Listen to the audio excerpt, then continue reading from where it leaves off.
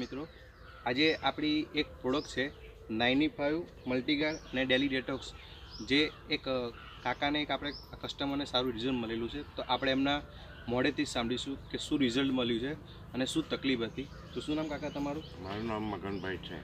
મગનભાઈ. ગામ કયું તમારું? સારસા. તાલુકો? આણંદ. આણંદ. બરાબર.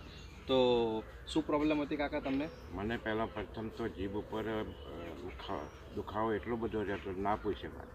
અને એ ગળાની અંદર એક ગોંઠ પણ હતી. બરાબર છે. એ અમે આઈરસમાં બતાવ્યું તો મને કેન્સર શરૂઆત છે એવું ડૉક્ટરે કહ્યું અને રિઝલ્ટ એમને આપ્યું. તો પછી અમે 2-4 ગોળીઓ આપી હતી. બરાબર છે. એ ગોળીઓ પછી મેં ખાધી. પછી પાછું આયુર્વેદિક દવા 15 દિવસ સુધી મેં બીજી જગ્યાથી લાવ્યો. બરાબર. પછી અમારા છોકરો હતો, એના ભાઈબંધ હતા, એ ભાઈબંધે આ દવા મને આપેલી. ત્યાર પછી મને ઘણો સુધારો થઈ ગયો. નહોતું ખવાતું થયું, નહોતું બોલાતું, બોલવામાં પણ ચાલુ થઈ ગયું. અને અત્યારે ગોઠ પણ ઓગળી ગઈ છે અને મને રિઝલ્ટ સારું મળ્યું છે એમ.